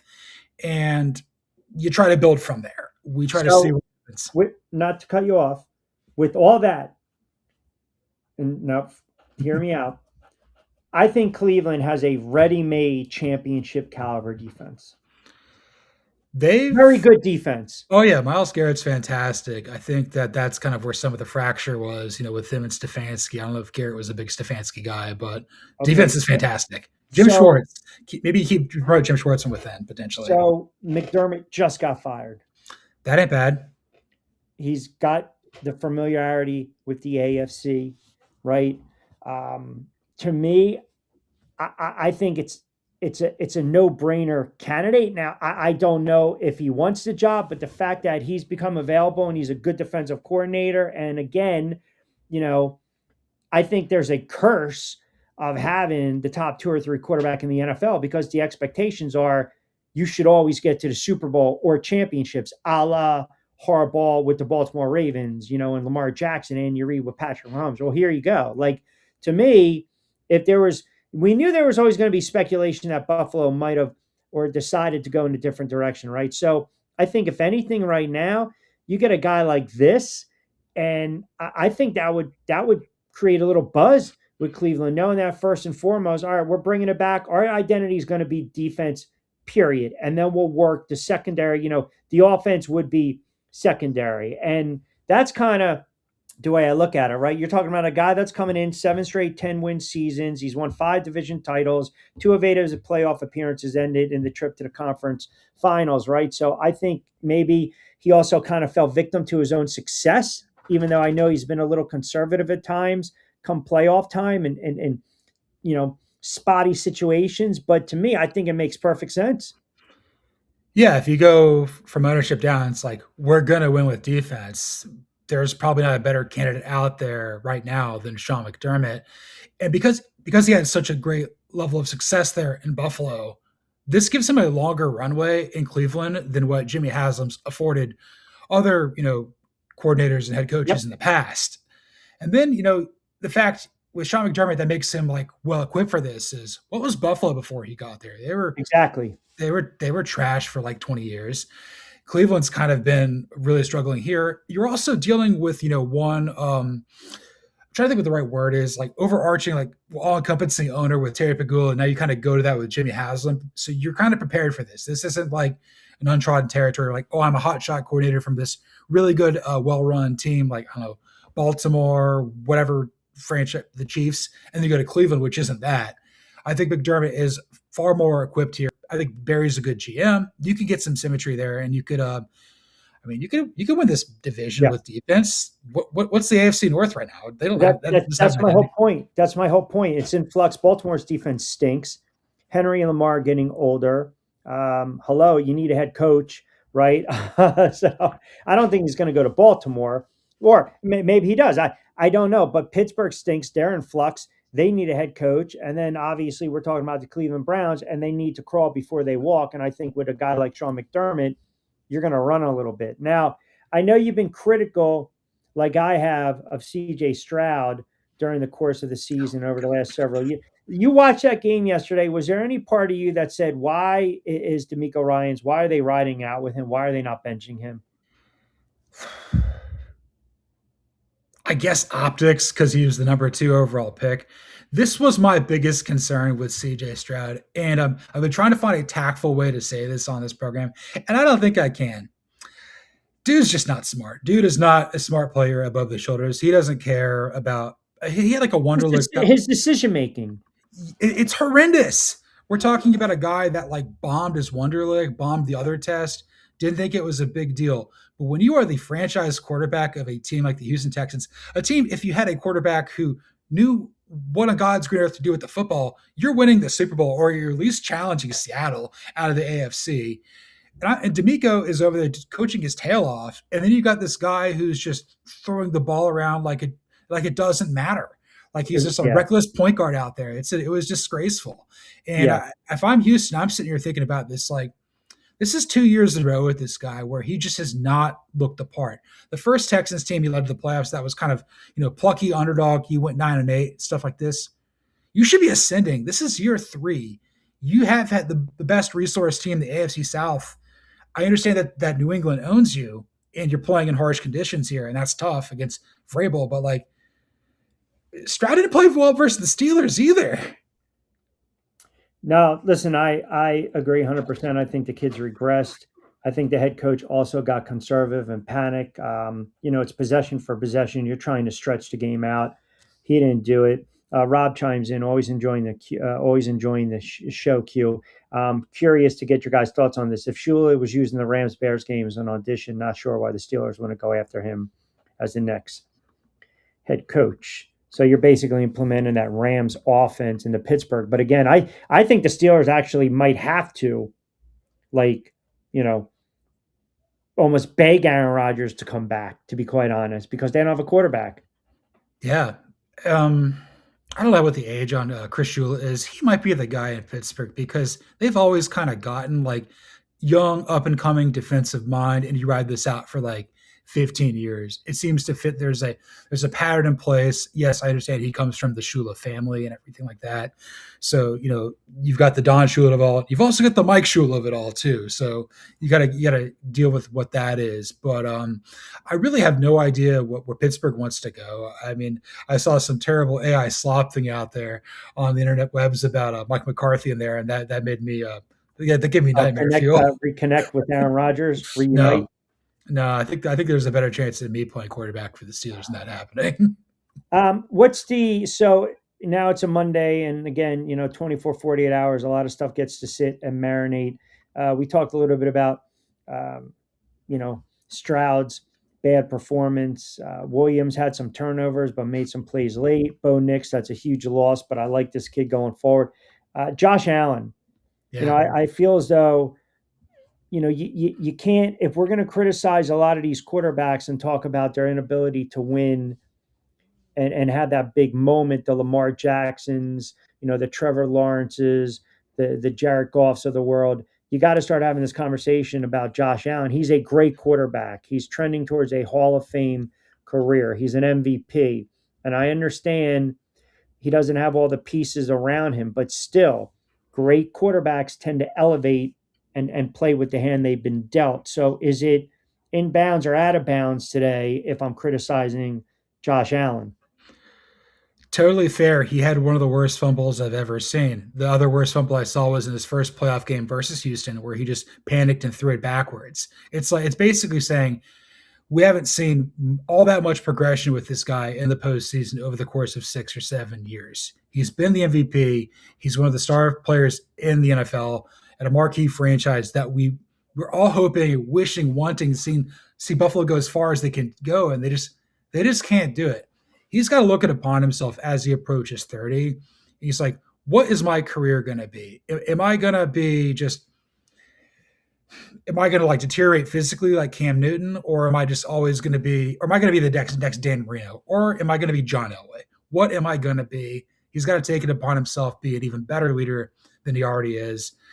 And look, I feel that there's so much excuse making going on in Orchard Park with this entire era of Bills football. McDermott was partially to blame. Bean didn't take enough of it, and then obviously Allen's taken some too.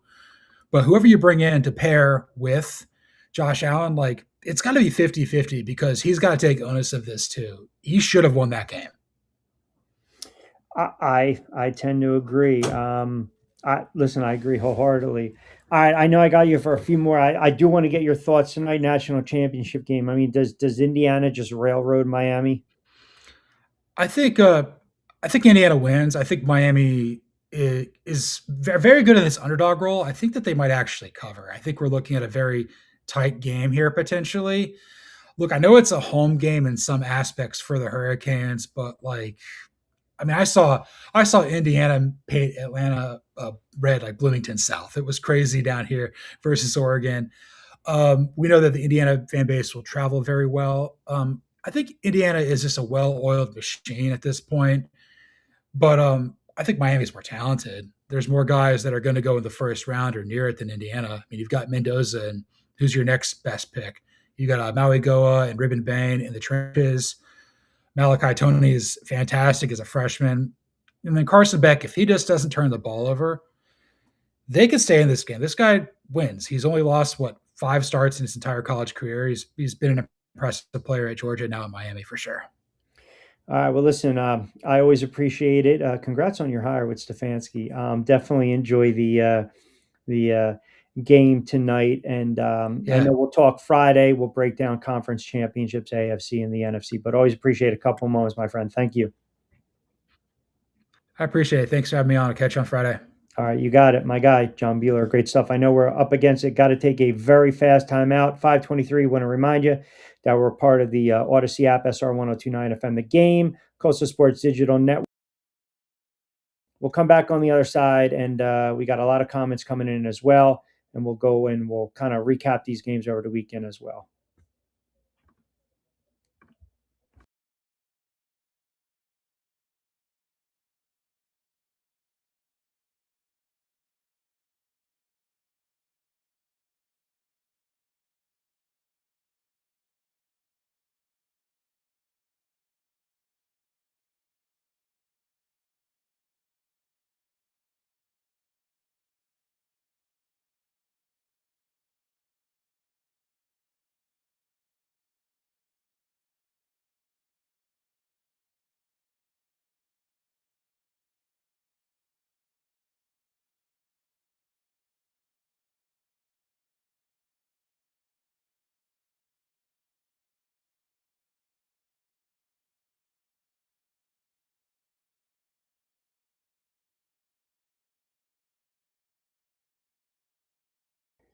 All right, welcome back.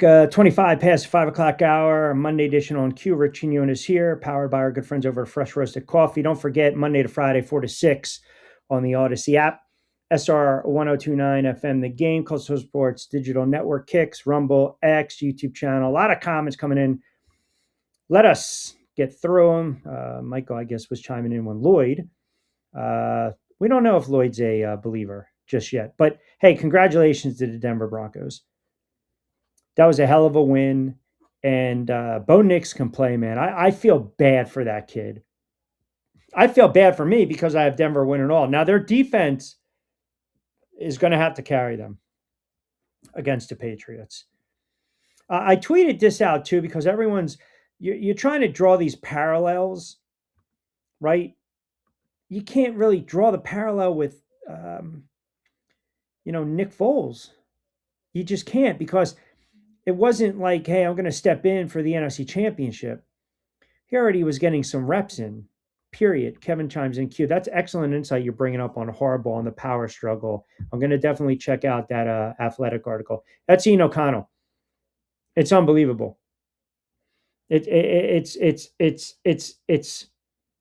unbelievable when you think about how the agent was still in contact with Tennessee, and then Mara comes in like Rivera, Mariano Rivera in the ninth to kind of save it and close it It shows you that he always wanted to be their next head coach when the opportunity opened up. But the fact that Joe Shane had to submit a little bit and Mara had to come in and Chris Mara had to woo him a little bit, that's fantastic.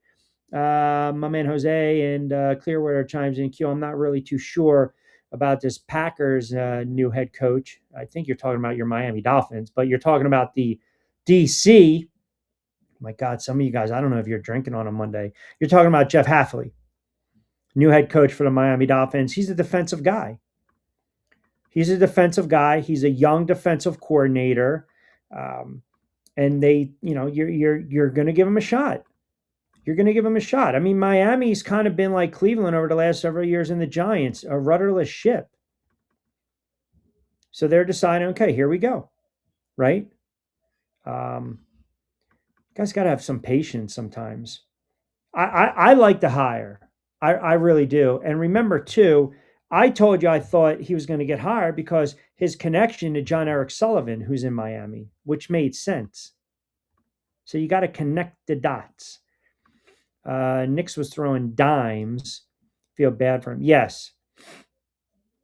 He played well. He played really well. I was shocked when I saw that alert, and I was like, wait a second, this can't be true, right? That doesn't make sense. Let me see what Mike in Ohio chimes in. Q. Wasn't really thinking about that, but I'll settle for McDermott. Yeah, why not? That would be something if McDermott went to Cleveland or if he went to Baltimore. I think him going to Cleveland, you have a defense. Baltimore's defense stinks. Buffalo's defense was bad too. Let's just be honest. I mean, I'm not going to pin everything on Josh Allen, but he's got to take a hit. I'm sorry. And like John said and Lloyd said, that fumble at the end of the half was just soul crushing. Like, what are you thinking? That's a 17-10 game. You got 10 seconds to go in the half. Take a knee and get out of there. And you're still in the game. And what happens? You're running for your life. You have a loaf of bread. You fumble it. And then Denver gets to give me field goal. And they go up by 10. 20-10. I mean, that's an unacceptable fumble. You're not talking about a rookie quarterback. You're talking about an all-pro MVP, future Hall of Fame quarterback who made one of the biggest boneheaded decisions I've ever seen in a big spot. Jack chimes in. Q, I know I was laughing a couple weeks ago when you said the Raiders and Lamar Jackson, but did you see the new article coming out and the reports that maybe the Raiders are going to try to acquire Lamar Jackson? Still has that no trade clause, but I did throw it out there. I did. And what do they have that is appealing? Obviously, the draft picks. Now, you got a $75 million cap hit and the no trade leverage. But we've seen stranger things happen in the NFL. I don't think they're going to do it. I think the Raiders are going to stick with the chalk and they're going to draft Mendoza. I really do. That's what I believe. G-Man chimes in. Q, I think the Titans should stop what they're doing right now. Hire Sean McDermott. You know what? That's not a bad point. I know they interviewed Matt Nagy, and I think Robert Saleh is also in the facility. Now, Robert Saleh would be interesting because I think he got a raw deal with the Jets. We knew that was a cluster. You're not dealing with a veteran quarterback. You got a young quarterback in Cam Ward. But McDermott also makes sense because what happens? He turns around and he got a young quarterback. Now, how about this? What if McDermott goes to the Titans, young quarterback, Cam Ward, and he hires Brian Daboll to be the offensive coordinator? He's a good head coach. But I just think, I think you just have to, at times, sometimes the message is it just not getting through, right? It's just not getting through. And I think right now, Buffalo decided it's a bad loss. We don't need him going out there, ripping the referee. Sure, this is on the quarterback a little bit. Yeah, it's on the head coach. We haven't been able to get over the hump. It's been falling on deaf ears. We need a change right now, and he might need a change of scenery. The shelf life, we talk about it in the NFL all the time. We always talk about the shelf life. These coaches are not Teflon. They're not. They're not. So like McDermott, Cleveland, Tennessee, call him up. Baltimore, call him up. But then you guys can't get on me for sitting there saying, well, you're kind of pushing the retread of these head coaches. I'm not the one hiring them. I mean, I'm not. And I don't care. Sal saying Lamar Jackson got tired of Harbaugh. Go live with it now. I don't care about that stuff. Worry about your Baltimore Ravens. Look, months ago, I said I wouldn't have a problem with McCarthy. That's before I realized and knew and we learned that Harbaugh was fired. Once that happened, all bets are off. I'll live with this move, period. I'll live with this move, period. It is a culture franchise changing hire. And other people have to get used to it because there's always going to be that dynamic when we talk about the power struggle within organizations. Saw it in Washington, saw it with the Philadelphia Eagles as well with Chip Kelly. And sometimes it doesn't work out. But I already know his body of work and I know his track record, and I'll roll the dice with that. I'm not concerned with other teams are doing, and I'm not really concerned about the Monday morning quarterbacking of, ifs, buts, and whatnots. I'm not. All I know at this point, some of these franchises that have just been laughing stocks that can't get out of their own way, you can either take a shot with a young guy and roll the dice, or you go with the proven track record just to bring back stability. Cleveland, I think it would behoove them to go after a McDermott. I really do. The Tennessee Titans, if you go and you bring in McDermott, let him bring in his own offensive coordinator. Let him work with a young quarterback. Listen, you're not firing these guys after 2 years. I think you're more inclined to do it with a younger guy. Pete Carroll was a disaster because he wanted to bring in Geno Smith. And it didn't work out. B chimes in Q. Daboll's name keeps coming up as well. Yeah, listen, that's great. That's great. Josh Allen loves him. Go back to Buffalo. That's fine. Go back to Buffalo. Daboll, I was just never a fan of Brian Daboll. And I'm sure he'll get an opportunity to coach again. It's the NFL.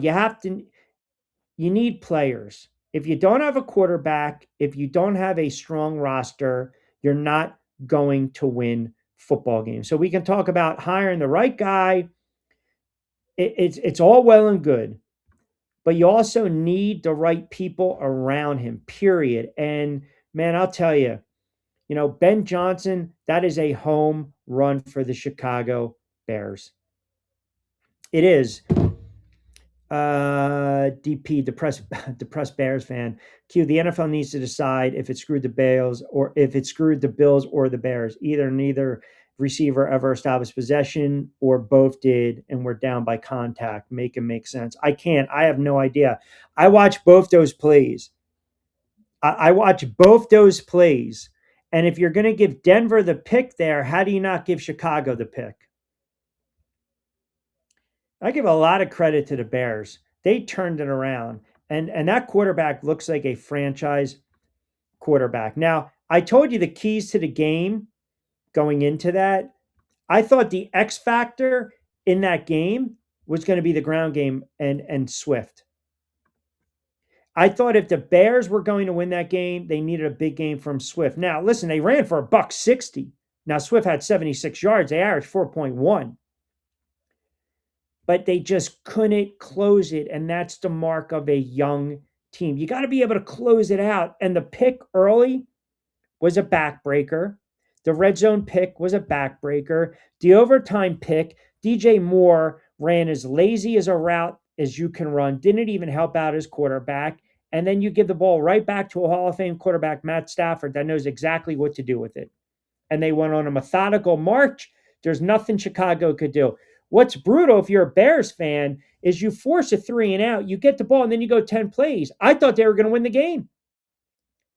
And then you get the pick, the bad route by DJ Moore. Williams puts it in a bad spot, albeit it's on the receiver too, to run the friggin' route. And the Rams get it right back. And you had a couple of big chunk plays. You had a couple of third down conversions. You had a 15-yarder, a 16-yarder, field goal range, and boom. That's a great win for the Rams. That's going to be a hell of an NFC championship game. It really is. Now, the line, as far as these movements come conference championship, think about it. If Bo Nix is playing and Denver's at home, New England's not favored by 5.5, which is crazy. New England on the road in a conference championship is laying 6. And the line moved big time, obviously. The total moved. It shrunk from 47 to 42 to now 41.5. Man, I feel so bad for Denver. Their defense is going to have to carry them big time. They're going to have to make plays. They're going to have to force Drake May into mistakes. They're going to have to run the football, take pressure off this quarterback. I am giving Denver a puncher's chance at home, right? At home with that defense. I'm giving them a puncher's chance. It would be a hell of a story to have a backup come in this late in the season in a championship game. And then if he can pull off the miracle, it would be the story of all stories. It would better than Nick Foles, because we saw Nick Foles actually started in the NFL prior to being a backup. Now, it's a great story, Nick Foles, what he did with the Eagles and beating the Patriots. But you're talking about, a quarterback that's thrown 40 passes in 3 years with Denver, 117 in his career. No, I'm sorry, 197. He's had a cup of coffee. He's bounced around New England, Raiders, and now Denver. I'm going to give Denver a puncher's chance. Seattle, I believe, is the best team in the NFL right now. The way they're playing defense, and I thought going forward, they were going to be the most complete team. Now you have an opportunity, and Sam Darnold, once again, right, at home, and they're laying 2.5 with the Hawk against the Rams.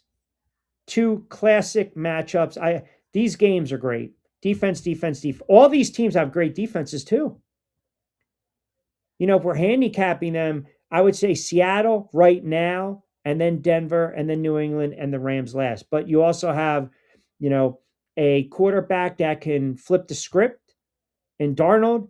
You have a Hall of Famer in Stafford. You have a young kid in May, and then you have a journeyman backup that can really upset the apple cart.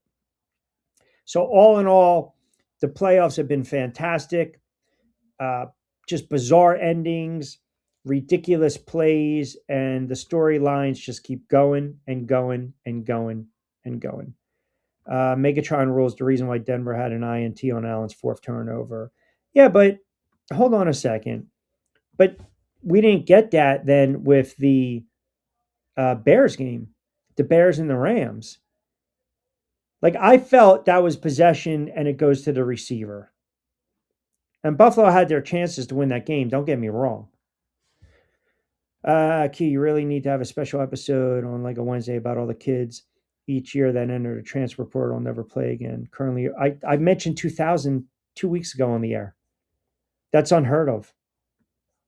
That's absolutely unheard of. 2,000 in the transfer portal. Disrespect, the number 1 seed gets it home. Denver defense can carry them to a win. It's not disrespect. The reality is, from the betting public, it's because Bo Nix is not playing. That's all that is. You got to be realistic. If this is the 49ers and Purdy's out and you go to a veteran in Mac Jones that's already played this year, that's a different set of circumstances. But Denver is going to a kid. Has he even taken a snap this season? That is a tough ask. It really is. That's a tough ask. I think RJ Harvey, the running back, has more attempts than this kid, right? What is that saying? The Denver defense is going to have to carry the day. They're going to. And you're going to simplify the offense. You really are. You're going to simplify the offense.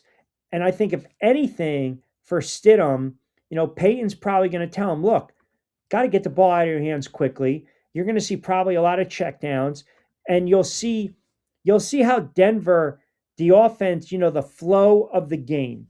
If the defense is keeping them in it, and we have all week to break this game down, but if the defense is keeping them in it, Sean Payton, I don't think at times he trusted Bo Nix as much as I would like him to. Now, Nix made throws late, don't get me wrong. These were just brilliant throws late. The touchdown toss in the corner of the end zone, that's a Hall of Fame toss. But I think Sean Payton understands we don't need Stidham to go out and sling it 35 times. We can run the football and play defense. I just need Stidham to not turn the ball over, to play smart football, right? That's it.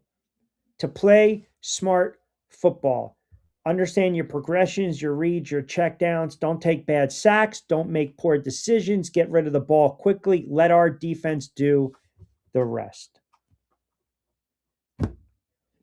Jay chimes in, Q. I'm a big-time Texans fan. I'm going to actually agree with you. I thought Stroud played horrible. I'm surprised that Ryans didn't bench him. But like you said, it's the playoffs. F feelings. You have to. You can't let sentiment or feelings weigh into your decision-making as a head coach. You just can't. All right, 5:43, quick timeout. We'll come back. We'll wrap it up.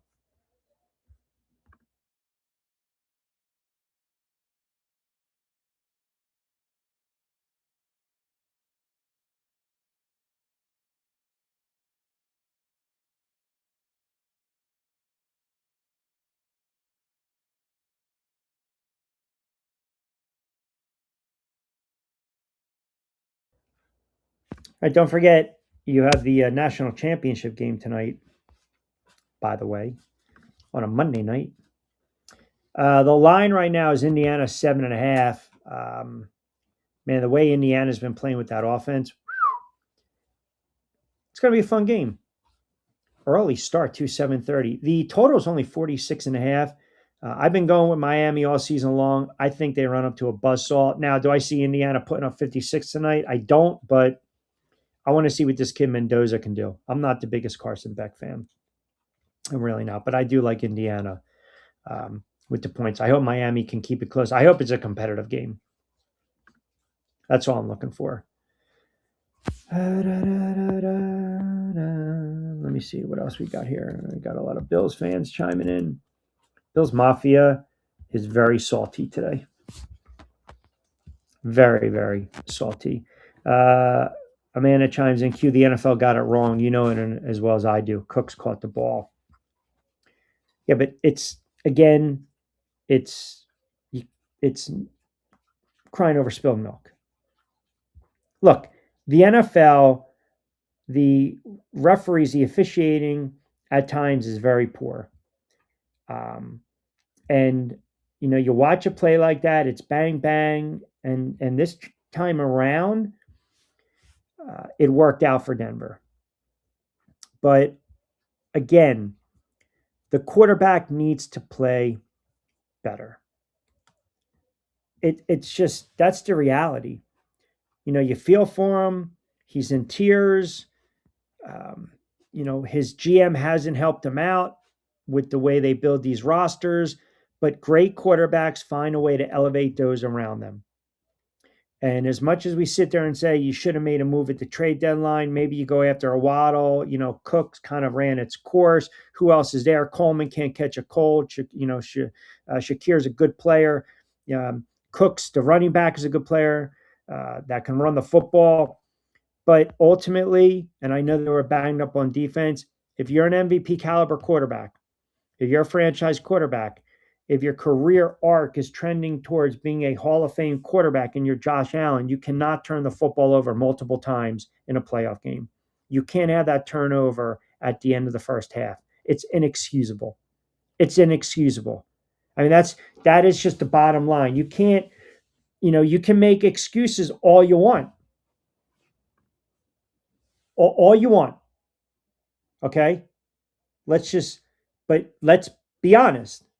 If if this is a 4-turnover game, and we're talking about Baltimore, and they lost to Kansas City, and Lamar Jackson had 2 bad picks. If Lamar Jackson has that play late in the first half and he fumbles and they lose the game and he struggles and his decision making is poor and he's turning over the football and he's not tucking it under and running and Baltimore loses in heartbreaking fashion, who's the culprit today?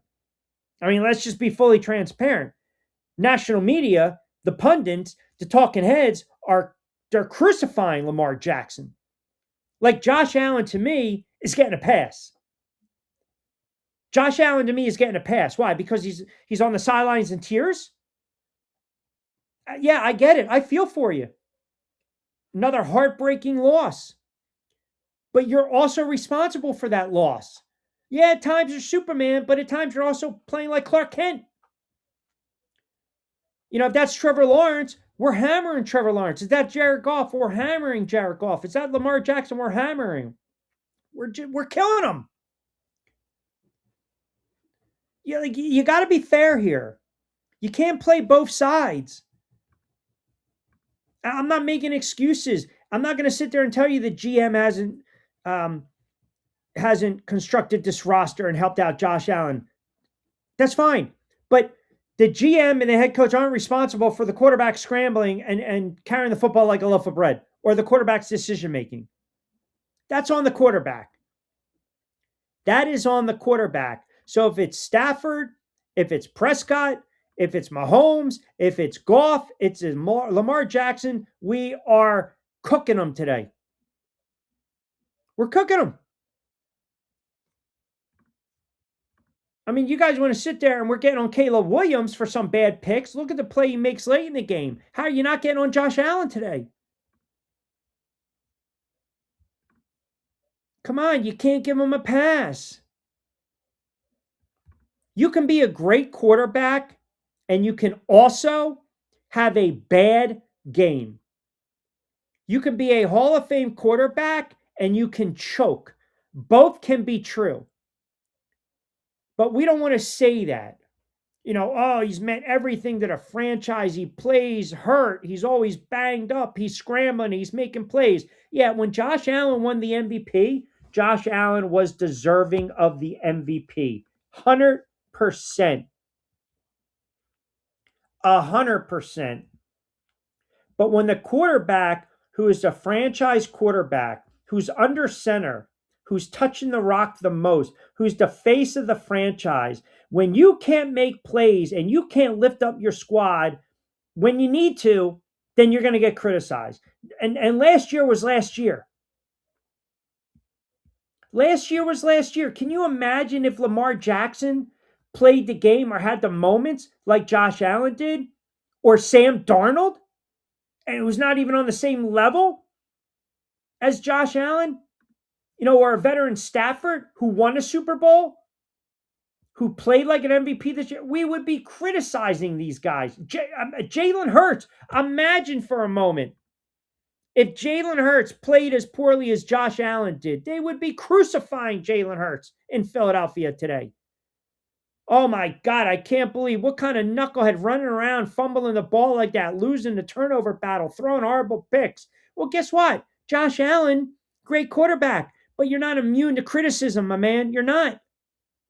And Bills Mafia, you can cry all friggin' day long in your friggin' wings and your beer. And you can be pissed off they fired the head coach and that's a knee-jerk reaction. You can be pissed off that the calls didn't go your way. You can be pissed off that you won 100 games in what? A decade. You never get over the hump. You never get over the hump. The head coach that they just fired was 500 in the postseason. Listen, it's the NFL. It's what have you done for me lately? You have to win. Throwing 35 touchdowns, winning 12 games, September, October, November, December is great. You know when you make your legacy? You know when you earn your money? January. January. That's when you earn your money. That's when we sit there and say, that's a Hall of Fame head coach. That's a Hall of Fame running back. That is a friggin' Hall of Fame quarterback. Not in September, October, November, December, in friggin' January. When you elevate your game and you win championships come January, that's when you are deserving of the gold jackets. That's when you're deserving of the bust. That's when you're deserving of when we talk about legacy and sticking that name in the pantheon of the greats or on that Mount Rushmore. Yes, you can be that guy and have a bad game. You can be that guy and have some boneheaded mistakes, but you're still going to get criticized. You are still going to get ripped. All of what I just said can be true. It can. But the love affair, this love affair with Josh Allen, stop. And I like Josh Allen. I think he's a great quarterback. I've always liked Josh Allen, and I feel bad for Josh Allen, and I feel bad for Bills Mafia. I do. I really do. But you know what? I've sat here the last 10 years and I'm winning 3, 4, 5 games a year. I'd kill to be in the position that they've been in over the last several years, getting to the playoffs, winning games, winning divisions, having great runs. The window for the Bills, it's shut. It's shut. You had your time. You had your moment. You never capitalized on it. And if you want to sit there, like I said, and cry in your wings and beers today, Bill Mafia, go ahead and do it. You only have yourself to blame. And your all-world, all-pro MVP quarterback had the most brutal fumble you'll ever see in a key spot that turned the whole complexion of the game around. Now, again, you were able to come back, make it a game, get it overtime. I totally understand it. But that was just a microcosm of the Bills era with Sean McDermott and Josh Allen. They just couldn't close the deal.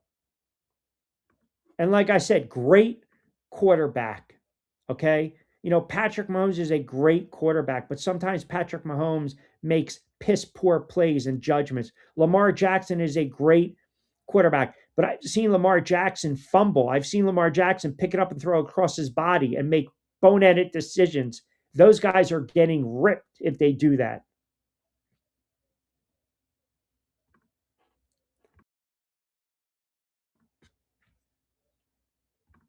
Josh Allen is no different. He's just no different. And the window, I believe it's shut. I believe it's shut. The AFC, you know, Bo Nix is going to come back. Drake May is Drake May. You know, Jacksonville came on. Indianapolis is going to figure it out. They are. You know, Cincinnati still has Burrow. Mahomes is coming back. Baltimore still has Lamar Jackson. You know, insert team in the AFC. Like Buffalo, you know, the Jets eventually are going to be good. Miami eventually will figure it out. Cleveland's going to figure it out eventually. You know, Houston, they believe they have a franchise quarterback. Tennessee is a young team. The Raiders are going to draft Mendoza. It goes on and on and on. Like when you don't take advantage of your opportunity, you can kick and scream all you want. But then you got to look in the mirror and say it was right there for us. Look, this team, they won 12 games this season, but they were so inconsistent and they had bad losses. They lost to the Falcons. They lost to the Dolphins. They should have beat the Texans. They lost to the Eagles. They should have beat them. Their offense didn't do anything. They had some bad losses. They could have put themselves in better position by winning the AFC East. They didn't. They had to go on the road to Denver. They put themselves in that position. So they can kick and scream all you want. Kick and scream all you want. You can sit there and say, you screwed the head coach. The GM made the head coach the fall guy. You didn't build around the quarterback. You know, you wasted another year from a great running back. The list goes on and on and on. But again, if we're talking about other teams and other quarterbacks, we are killing them today. I'm ripping CJ Stroud. Does CJ Stroud have the same type of body of work that Josh Allen does? You know, we're sitting there, everyone's waiting for Sam Darnold to spit the bit and throw 3 picks. My God, if Sam Darnold played like that and had that boneheaded fumble yesterday or the decision-making, you guys would sit there and say, get him the hell out of the league. And Josh Allen's untouchable? The frig he is? He's not. He's not. Great quarterback. Comes up small. Like, they can both be true. And the fact that the Bills turn around, they fire their coach, and they keep the GM just shows you that they got their heads up their asses. It really, their window is shut, gone. It's over. Absolutely over. All we said prior to the postseason starting, it was pretty simple. It was pretty simple. The AFC, it's right there for Josh Allen and Buffalo.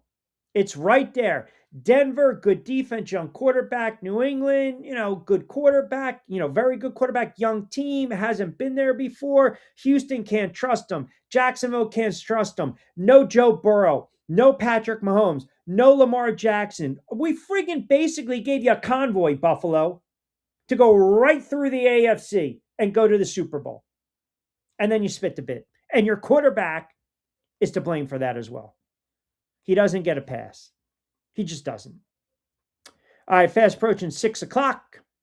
As I mentioned, national championship game this evening. I will ride with Indiana and the points. Everyone applaud this man. Yeah, the truth hurts. It does. They don't want to hear the truth, Michael. They don't. Just like the knuckleheads that are sitting there saying after the fact that Harbaugh's kicking himself for taking the Giant job now that McDermott's fired. Just stop.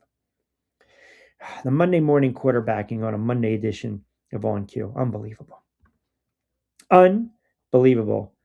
I think we're in store for fascinating AFC, NFC championship game. And I'm telling you right now, do not discount Denver. Defense wins championships.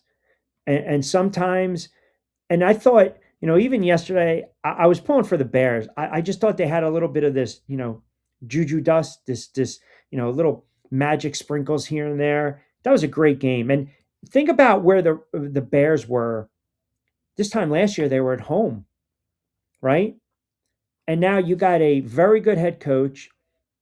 You got a very good quarterback, and he's going to grow. He's going to learn. He made mistakes. But without Caleb Williams, where would the Bears be? Now, I'm not giving him a pass because some of the red zone picks, you got to cut him down. But I don't see a CJ Stroud making a play like Caleb Williams did late in the game on fourth down. I just don't. I was on the fence with Caleb Williams. I really was. And, think about his rookie year. He throws for 3,500 yards, but he sacks 68 times. They don't win a lot of games. This year, they make the playoffs, make a run, win the division, get to the divisional round, lose in a heartbreaking fashion. And his numbers pretty much projected out the same, except he had 400 more yards passing, and the offensive line did a great job. They kept him upright. The Bears are going to be a very tough out over the next several years. They're going to, you lose a game like this, you arrive a little early. And now it's going to be fun to watch them going forward. It really is. Lions making a move. We saw that about their offensive coordinator. Falcons are going to retain Ulbrich. We knew that under Stefanski.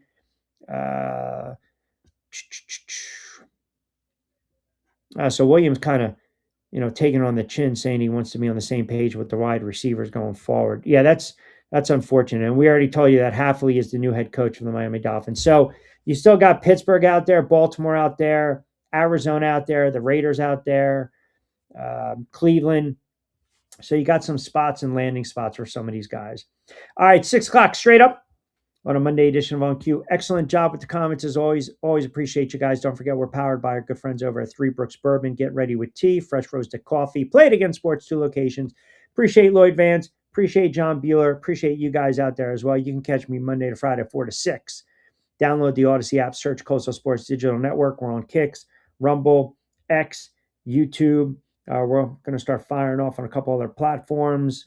But as I mentioned, we'll wrap it up on a Monday. We'll recap the national championship game tomorrow. Mix a little hot stove baseball, maybe a little NBA. We'll continue the NFL conversation. Hope you guys join us as well on a Tuesday edition. As always, I'm Rich Quinones. Have a good Sports Monday. Enjoy it. Be safe. Be sound. We will talk to you tomorrow. We'll probably fire off around 4-ish again. Check out the YouTube channel. Subscribe for notifications. And as always, it's been a Monday edition of On Cue. As I mentioned, I'm Rich Quinones. You guys have a good Sports Monday. We will talk to you tomorrow on a Tuesday. Be safe, be sound. Hasta luego, buen día.